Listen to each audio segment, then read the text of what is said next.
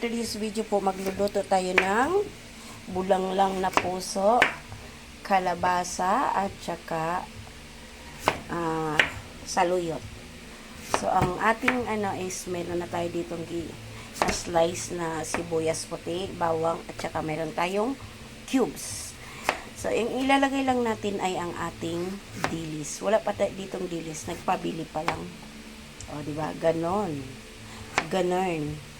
So, ayan. Slice lang muna. Slice lang muna tayo. Kalaya TV. So, may na-hired ako na bagong cook ngayon. Ang aking sisterette. Ayaw niya lang makita ang mukha niya. So, ayan.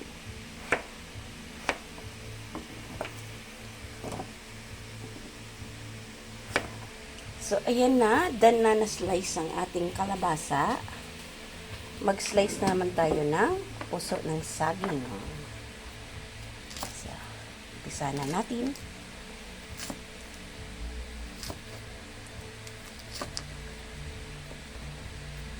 So, madagta yung puso ng saging. So, mamaya, merong mangingitim na kamay.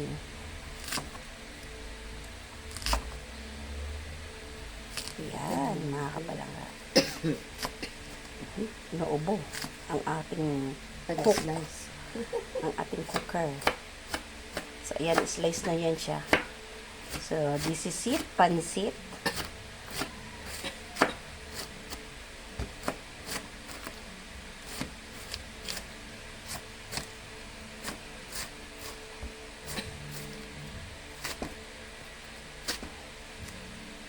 Nakakamiss lang yung lutong probinsya. Kaya, nung dumating ang aking sisterette, ayun, nakakaluto na kami. Nakakaluto na ng piko, nakakaluto na ako ng etc. Talagang ganyan ba mag-slice niyan? Kasi, pipigain ito ng may asin. Pigain daw ng may asin. So, yung na-slice mo na, pakilipat doon sa yung plato. So, pag natapos yung slice mamaya, pipigain niya na. Hindi ko na lang papakita kung paano niya pigain yan. Parang pinipiga. Parang pusong pinipiga. Diba?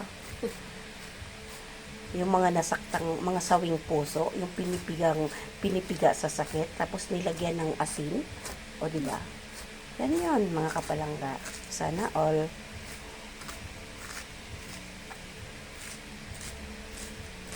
Sa probinsya kasi mga kapalangga, yung puso na yan, hindi na binibili.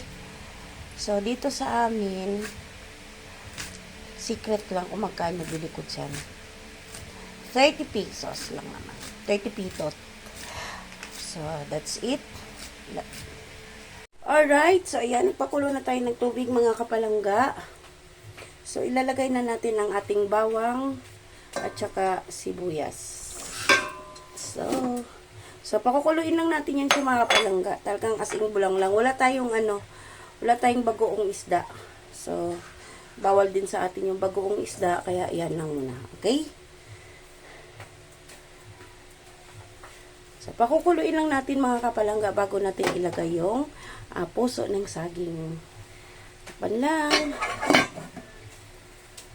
Okay, let's check. Ayun, kumulo na mga kapalangga. So, yan. Pwede na natin ilagay ang ating puso ng saging. So, ayan. So, paano natin malalaman yan na luto na? Papakuluan lang ulit. Pakuluan lang ulit na.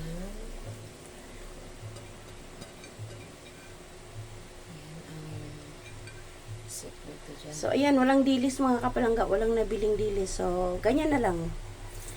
Ang ilagay na lang natin is eto, ilalagay na natin to, ang cubes. Yes.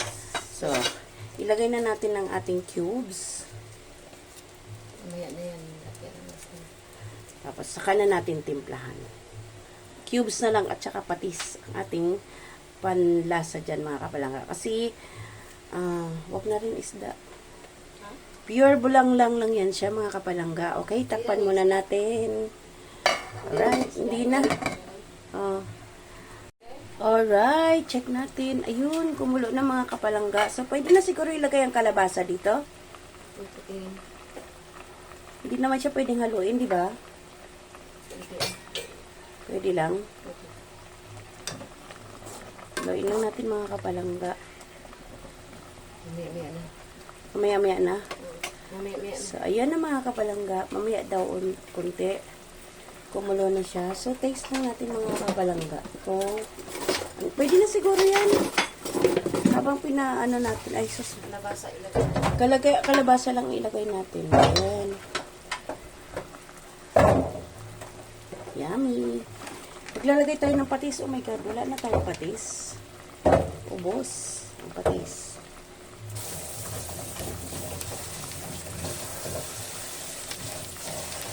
Wala. Timpla lang natin konti mga kapalangga. Yung mga pampasa lasa lang natin. Konting patis. Wala na kasing patis eh. Supposed to be patis lang. So, ilagay na natin ang ating kalabasa. Nalagay natin. Ating kalabasa. Okay. So, lulutuin lang ulit natin. Tama-tama mga kapalangga. Pag naluto na yung kalabasa, luto na din yung pwede na natin siguro isabay ang saluyot. Mamaya na. Mamaya? Okay. So, mamaya na daw. Takpan muna natin ulit mga kapalangga. Alright. Check na natin mga kapalangga. So, ayun na mga kapalangga. Ano na siya? Ma? Masarap siguro to gataan, ma.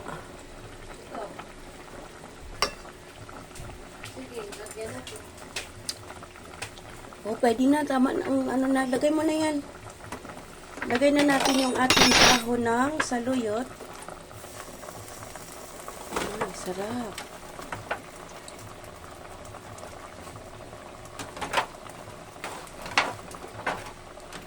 Kaya lang.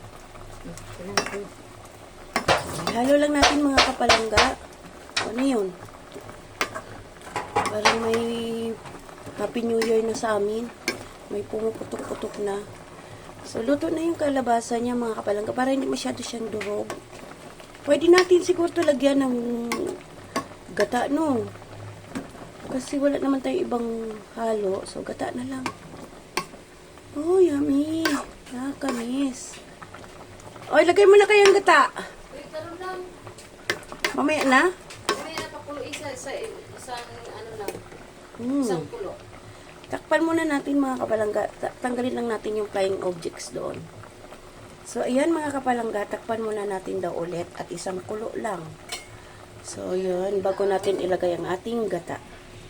Alright. Buksan na natin. Yun. So, ilagay na natin ang ating gata bells. Teka, dahil lang ha.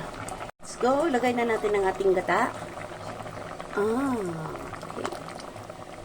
So, luto na rin yan mga kapalangga. Timplado na rin. Gaano na tayo.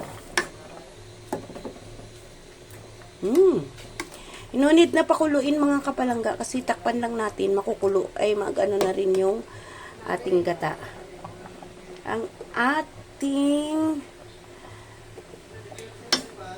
kukulo lang din yan siya. Luto na yan siya mga kapalangga.